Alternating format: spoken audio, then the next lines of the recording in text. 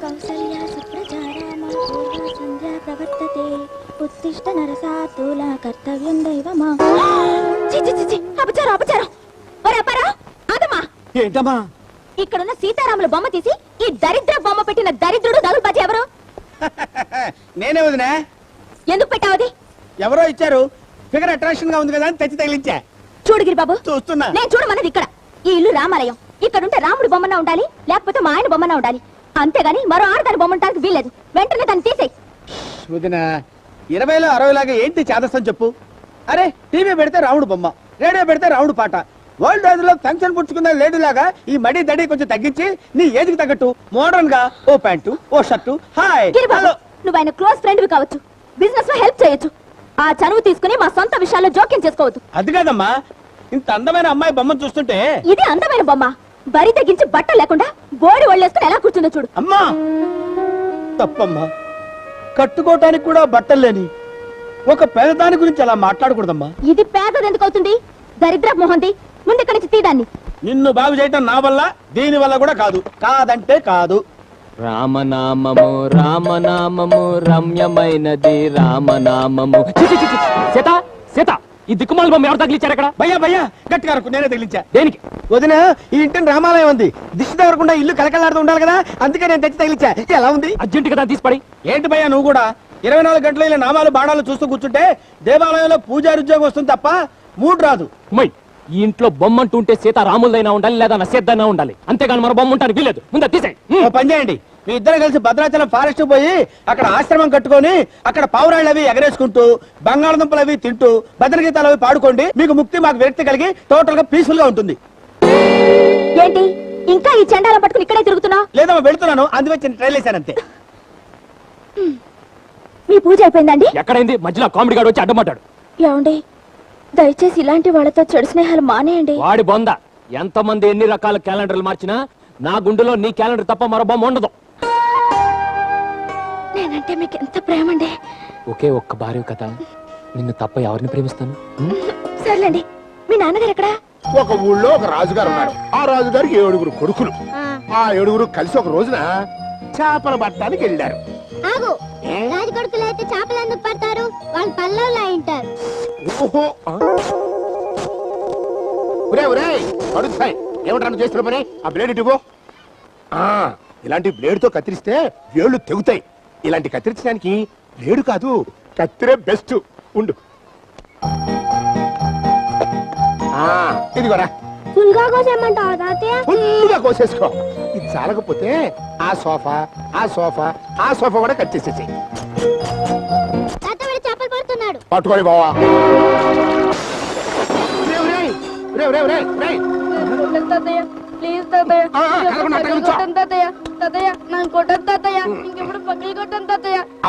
నేను కొట్టను రా, అదకుండా అట్టగా నుంచో కాళ్ళలో గాజు పెంకులు కూర్చుంటాయి. అమ్మయ్యా, ఏమి కాళ్ళు చూపించు.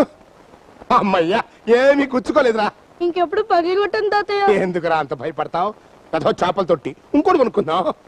ఇదిగో చాక్లెట్. నీకు ఇవ్వను. మరి వాడికి ఎందుకు ఇచ్చావు? అదంటే కష్టపడి చేపల తొట్టి పగలు కొట్టాడు.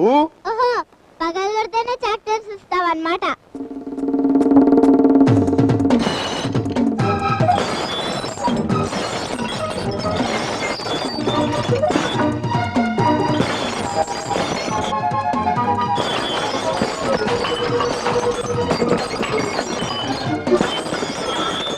ఇప్పుడు చాక్లెట్స్ ఇవ్వు.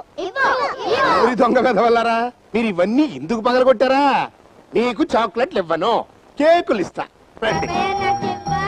తీసుకుంటా. లింగమూర్తి గారు. ఏం రమణమూర్తి గారు, స్కూల్ కు టైం అయింది, కాస్త మా పిల్లలు పంపిస్తారా? అలాగే. రే నాగార్జున, చిరంజీవి, స్కూల్ కు టైం అయిందంట, వెళ్ళండి వెళ్ళండి. జాగ్రత్త, కింద పడిపోతుంది. స్కూల్ బస్ వచ్చింది, మా పిల్లల్ని పంపిస్తారా? అలాగే. ఇదిగో జయప్రద, జయసుధ, శ్రీదేవి, వెళ్ళండి.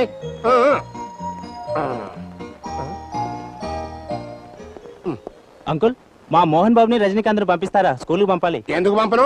ఉంచమంటే ఉంచుతారా, వద్దంటే ఆపుతారా? తీసుకెళ్ళండి. బాధపడకండి, స్కూల్ అవగానే పంపిస్తాను. ఎందుకు? ఏకంగా IAS అయిన తర్వాత పంపండి.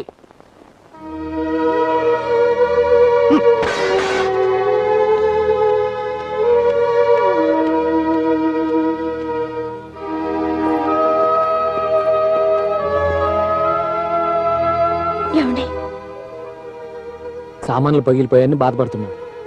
పెద్ద సామాన్లు పోతే పోనీ మళ్ళీ కొనుక్కోవచ్చు, దానికి అంత ఫీల్ అవుతుంది నాన్న. నేను ఫీల్ అవుతున్నది పగిలిపోయిన వస్తువుల గురించి కాదు, వెళ్ళిపోయిన పిల్లల గురించి. వాళ్ళు మళ్ళీ సాయంత్రం వస్తారుగా మావయ్య. ఆ, వస్తారు వెళతారు. ఎవరింటికి వాళ్ళు వెళ్లకుండా ఎలా ఉంటారు? అదే మీ పిల్లలు అయి ఉంటే పెళ్ళుండేవాళ్ళు కాదుగా.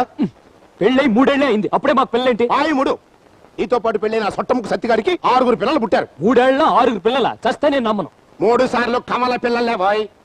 నీకంటే చిన్నదా రామలక్ష్మి 2 పిల్లలు సంకలేసుకుని మళ్ళీ కడుపు పట్టుకు తిరుగుతోంది. అంతెందుకు, ఆ సోడాకోటి సోమేశ్వరరావు గారు పెళ్ళై 2 ఏళ్ళైనా అయింది, 2.5 ఏళ్ల కొడుకున్నాడు. పెళ్ళై 2 ఏళ్ళైతే 2.5 ఏళ్ల బాబాలా అన్నాడు. ఇక ముందే కక్కుతి పడ్డట వెధవ, వాళ్ళంతా అంత స్పీడ్ గా ఉన్నారు. మరి నువ్వా పెళ్ళై 3 ఏళ్ళైంది, ఇంతవరకు నీ పెళ్ళంతో కనీసం ఓ నిమ్మకాయ నాకించలేదు, చింతకాయ తినిపించలేదు, ఓ మామిడికాయ కూడా కొరికించలేకపోయావు. ఓ నా పిచ్చి డాడీ, దానికి అంత వరి అవుతావు ఎందుకు? సాయంత్రం ఆఫీస్ నుంచి వచ్చేటప్పుడు అవన్నీ తీసుకొచ్చి నీ ఎదురుగానే కోడల చేత తినిపించి నాకించి కొరికిస్తా. ఓకే? తినిపించడం అంటే ఆ తినిపించడం కాదు, కోడలి కడుపున ఒక కాయ కాయించి ఈ కాయలన్నీ తినిపించాలి. మాట్లాడితే మీనింగ్ ఉండాలి. దాని కడుపే ఉన్న కొమ్మ రెమ్మ పూలు కాయలు కాయటానికి. కుళ్ళు జోకులైకో, ముందు నీ పెళ్ళ నీళ్ళు వేసుకున్నా చూడు. నీళ్ళ పొద్దున సాయంత్రం నీళ్లు పోసుకుంటుందిగా, ఏమే? ఇదిగో మళ్ళీ కంటిన్యూస్ కామెడీ. నీళ్ళు వేసుకోవడం అంటే మనవన్నో మనవరాల్లో కనిపెట్టాం. అర్జెంట్ గా పని చూడ. అంత అర్జెంట్ అయితే ఎలా? మా బెడ్రూమ్ లో పిల్లలు కానీ ఫ్యాక్టరీ ఏం లేదు. నువ్వు బెడ్రూమ్ లో ఫ్యాక్టరీ పెడతావో బ్యాటరీ పెడతావో నాకు అనవసరం. వెంటనే నాకు ఆడుకోవడానికి ఓ మనవరో మనవరాలో కావాలి. ఇదిగో నువ్వు తమిళ సినిమా హీరోలాగా మరి ఓవర్ యాక్షన్ చేస్తున్నావు. ఆ ఓవర్ యాక్షన్ సంగతి తర్వాత, ముందు నువ్వు ఫుడ్ గిడ్డు బాగా తిని నెల తిరగకుండా మీ ఆవిడ చేత వాంతులు చేయించు, లేకపోతే ఈ ఇంట్లో ఒక క్షణం కూడా ఉండరు. పోనీ ఏంట్లో ఉంటావు చెప్పు, మేము అక్కడికి వచ్చి ఉంటాం.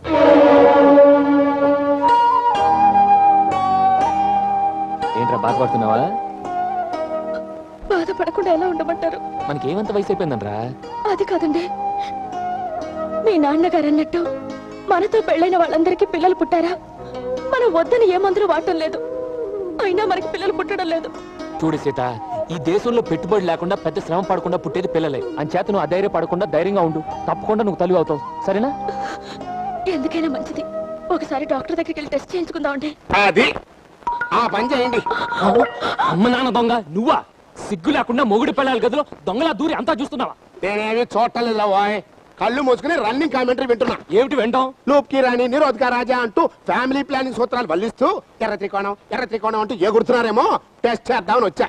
అదేం లేదని తేలిపోయింది కాబట్టి కోడలు చెప్పినట్టుగా రేపే డాక్టర్ దగ్గరికి వెళ్ళి టెస్ట్ చేయించుకోండి. నేను వస్తా. రండి రండి. వచ్చాం ముందు డాక్టర్ బిలో. నేను ఉండగా ఇంకో డాక్టర్ ఎందుకు? అంటే డాక్టర్ నువ్వా? అవును. ఫేస్ చూస్తే చాప్ మందు మింగిన ఒబ్బసం రోగిలా ఉంది. నువ్వు డాక్టర్ అంటయా? నాన్న, ఈ చుట్టుపక్కల పెద్ద పేరున్న డాక్టర్ ఈయన. అలాగా? ఏం పేరు బాబు? డాక్టర్ అమరం. ఇంత బుట్ట పేరు పెట్టుకుంటే పెద్ద పేరు ఉందంటావేరా? పెద్ద పేరంటే ఫేమస్ డాక్టర్ అని మీనింగ్. ఐసి ఈ ఫేస్ కట్ ఎక్కడో చూసినట్టుగా ఉందే. ఈయన మన గిరి వాళ్ళ బావగారు. మా డాక్టర్ గారు వెరీ పాపులర్. టీవీలో పత్రికల్లో సెక్స్ ప్రశ్నలకు సమాధానాలు చెప్తుంటారు. బహుశా మీకు టీవీలో కనిపించుంటారు. టీవీలో కనిపించడానికి ఏముందిలే, ఈ మధ్యన పందులు గేదెలు కూడా కనిపిస్తాయి. మీరు రండి డాక్టర్, టెస్టులు చేద్దరు కానీ. నువ్వుండో, మిమ్మల్ని ఆయన టెస్ట్ చేసే ముందు ఆయన నేను టెస్ట్ చేయాలి. నేను కొన్ని ప్రశ్నలు వేస్తాను, ఆన్సర్లు చెప్పుకోవాలి. అడుక్కోండి. ఆ మధ్య బెంగళూరులో కిడ్నీలు కోసి అమ్ముకున్నారంట. ఆ ముఠాతో నీకేమైనా లింక్ ఉందా? ఉంటే ఏ టైప్ లింక్? శ్రీదేవి మదర్కి మెదడు ఆపరేషన్ చేస్తూ కుడి పక్క కోయిపోయి ఎడం పక్క కోసారంట. ఆ డాక్టర్లకి నీకేమైనా కనెక్షన్ ఉందా? ఉంటే ఏ రకమైన కనెక్షన్? తర్వాత ఎంతవరకు నువ్వు ఎన్ని ఆపరేషన్లు చేశావు, ఎన్ని అబార్షన్లు చేశావు? నాన్న, మాట్లాడితే మీనింగ్ ఉండాలి. ఇక్కడ మనం వచ్చింది టెస్ట్ చేయించుకోవడానికి, ఆయన్ని టెస్ట్ చేయడానికి కాదు. డాక్టర్ మీరండి. Thank you. ఇదిగో జాగ్రత్తగా టెస్ట్ చేయి, లేకపోతే టీవీలో నీ ఫోటోకి దండడిపోతుంది.